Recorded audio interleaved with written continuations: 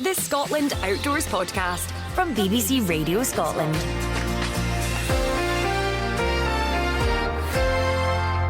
Hello, and thanks for choosing to listen to this. I'm Helen Needham. Josie Vallely, also known as Quiney, is a multidisciplinary artist based in Glasgow. She's also a horsewoman and spends all her free time with her horse Maisie. Weekends and holidays consist of journeying together in a very slow and considered way with a deep connection to place. Most of the time, Josie is walking alongside Maisie and following her lead. After seeing a film about them, I was really keen to meet them to learn more about their special relationship and what this pace of movement in the outdoors can bring to both horse and human. It almost harks back to a different time. I went to meet them one rainy spring day on a hill high above Dumbarton, and when I arrived, Maisie was just finishing off her breakfast. Maisie is a 23-year-old, what they call a British riding pony, but she's from Ireland. She's skewbald. She is skewbald, so for the unequine initiated, that means that she is brown and white with some little black bits as well. I've owned her for 10 years now. She's my first pony, so I grew up as a kind of pony mad little girl. I went for some riding lessons and I used to kind of volunteer at my local stables and things. But I never had the right gear, I never had my own pony. And I suppose from quite early on, maybe the things I was interested in doing with them were a bit different. So I just kind of wanted to hang out and go for walks at the countryside. And the idea of throwing myself over any kind of coloured beam was very unappealing. My mum had an accident riding. There was a family decision not to do any more riding. And then when I went off to university, I secretly started volunteering again at inner city urban stables. And then when I moved to Glasgow as a young adult, I couldn't get rid of it, basically. So then I was like, right, I'm going to bite the bullet. And now my entire life revolves around horses. You have Maisie here, and we're right up on the hill above Dumbarton. It's a wonderful spot here, and this is where Maisie lives. This is where Maisie lives. So this is a kind of funny piece of like edgeland between Glasgow and the Kilpatrick Hills and the Clyde. Maisie lives on what is essentially kind of like rough pasture on the side of a big quarry. There's a lot of quarries around here. She's in a herd of 10 and they're on 35 acres, so that's essentially kind of like conservation grazing levels. So the pasture is really diverse and really great for them, keeps them really fit, is good for their bodies and minds. That's really interesting that you say a herd, because we don't hear that terminology that much, that commonly used when it comes to horses. She's always been in a herd, she's always lived out. For me, it's never appealed. I've always wanted them to be living what I see to be their more natural lifestyle in a friendship group or a social group. You've already indicated that you have a slightly, well, we could say alternative approach, or maybe a more natural approach to your relationship with your horse, because you're not doing that whole competitive thing where you're jumping or doing dressage or whatever. You're journeying of sorts. And the journeys that we do, there is something about them for me that's intrinsically linked with my sense of who I am. So I guess working with Maisie, it's been always about like trying to find sweet spots between what we both enjoy, because that's where we can connect. And I guess that's the pony girl dream, isn't it? You have this vision of this harmonious relationship. And actually, like, I think you can speak to a lot of horse people, myself included, that it's not always like that, you know. It's like, it's quite often difficult or challenging. There's a lot of problem solving to do. Your horse isn't always comfortable. Your horse doesn't always want to do what you want to do. They're big half-ton to a ton flight animals. So, yeah, you do have to be always kind of like aware of what's going on and the safety aspects and things like that. But then what that means is that then you experience places in a very different way. We wouldn't have stopped here, would we? No, Maisie's looking at someone. Yeah, I love that. And actually, she's just decided, oh, there's the horse over there. I'm just going to stop and have a look at what they're doing under this lovely tree. Yeah. I guess it's a balance. Sometimes I have to be like, no, Maisie, we can't stop here. But other times we can say, okay, well, yeah. Well, now we can just wait for this car to go past. Maybe she was actually predicting that. Well, that is it. They're so far ahead of us in terms of their analysis of what's going on. Like, it really is amazing. So you see more when you're with them because you kind of like tune right in. Also, from a kind of like safety point of view, you're trying to stay one step ahead if you can. Right, come on, Maisie. Let's go. And I use a lot of positive reinforcement, which is quite unusual, I think. So, like, for me, if Maisie does something that was my idea, she wasn't that convinced about it, I'd say thanks. Very polite. And that emerged from the fact that, like, I didn't have a clue what I was doing, so I couldn't make her do what I wanted. I had to find ways to get her to agree with what I wanted to do. So yeah, we kind of developed a language based on mutual respect and snacks. That sounds like child rearing. Yeah. I don't know about that, but I can imagine I would apply the same principles if I was in that situation. Certainly chiming with me, that's for sure. So tell me a bit about some of the journeying that you've done together. Ever since I've got Maisie, like, I've always had this sense of like, where does that path go? I guess it's kind of just escalated. Initially, I didn't have any transport for her, so I didn't have a trailer or anything like that. So from here, I had to say, where can I get to? So I've taken her from here to Killin. So that was about 100 miles, which, you know, some riders would do very quickly, but for us it's it was a big achievement. And were you all off-road then? There was a few bits of road, but mainly off-road. We do quite a lot of the Sustrans cycle routes are great. Most of those are accessible. Most kind of like National Park and Woodland Trust kind of setups are quite accessible. It is difficult. You can't jump over a fence or navigate a cattle grid and that kind of thing. So you do have to kind of be careful from that point. I think what she's doing is she's waiting for that man to come by. Yeah. With the dogs. So maybe we'll just wait. Sometimes she thinks we are all together and we should all be waiting for each other. She's made a decision here, that's clear, isn't it? And you can see her ears going. She's got one forward and one back. Yeah, she's listening. And what can you hear, Maisie? You can hear some kind of truck reversing. You can hear a siren.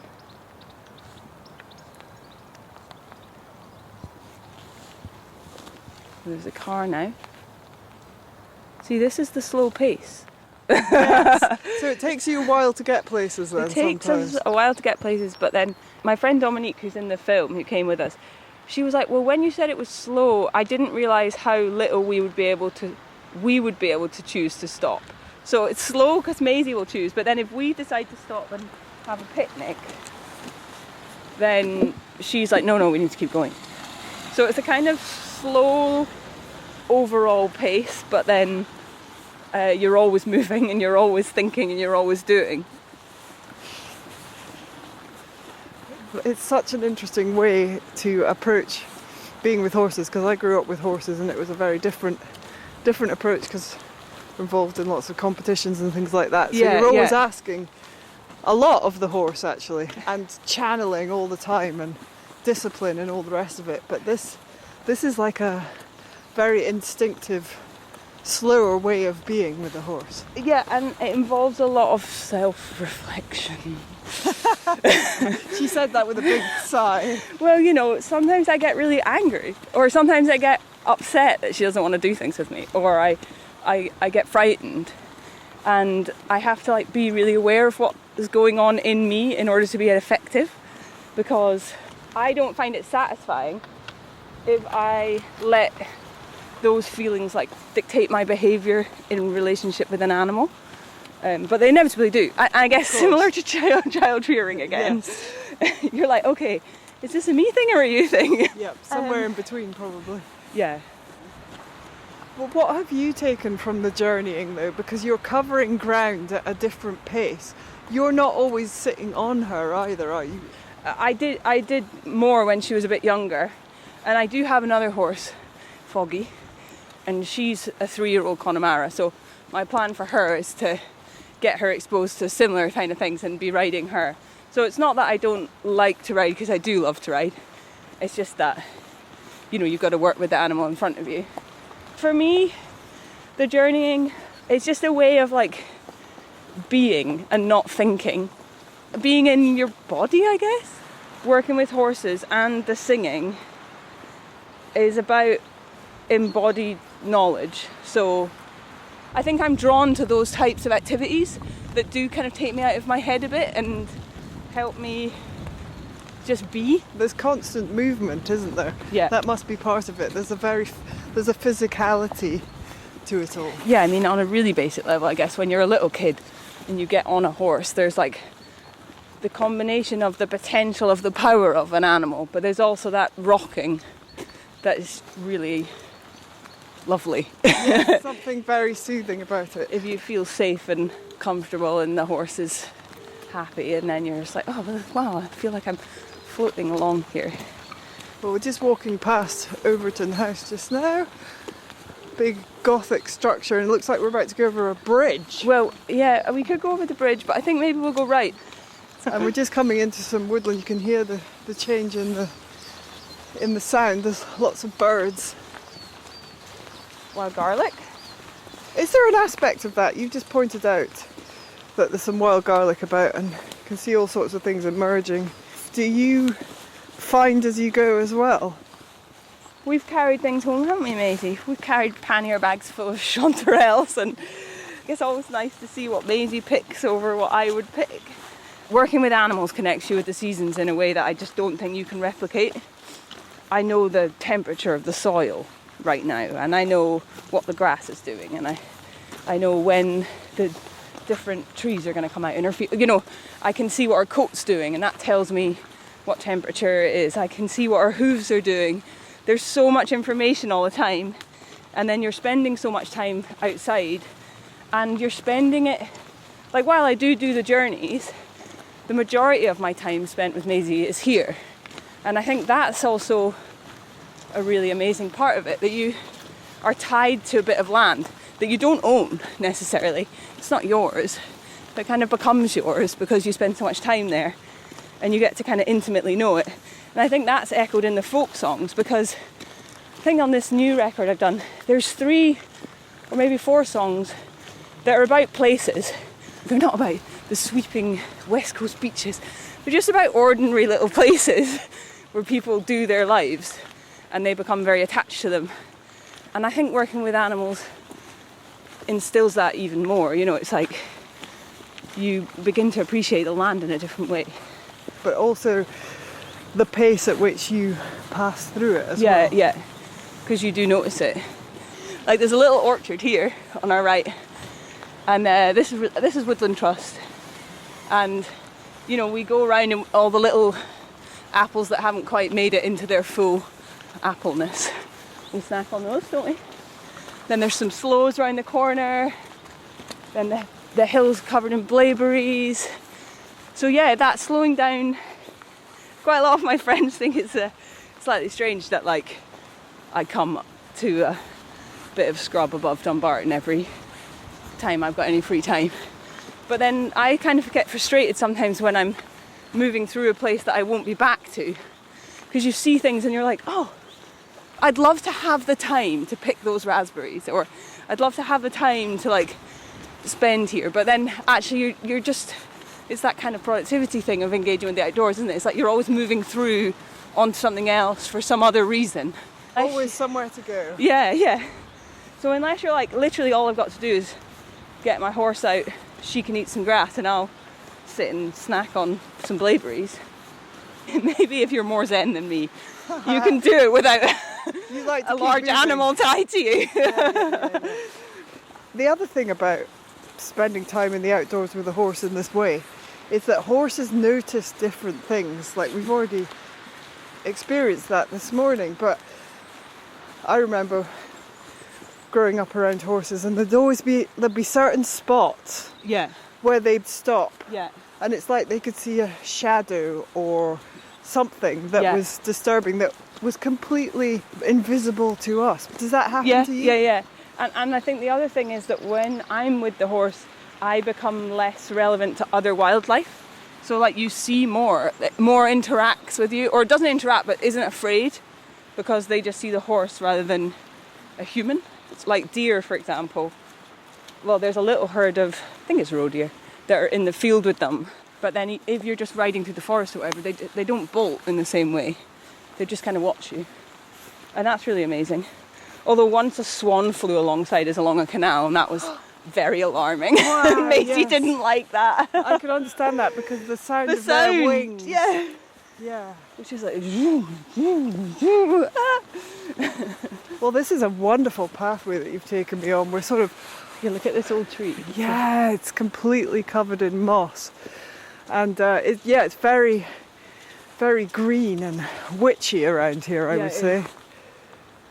What you describe about how you like to move through the landscape with Maisie and experience the pace and connecting with the places sounds like a bygone era, that the travelling people of Scotland, a way that they might have existed.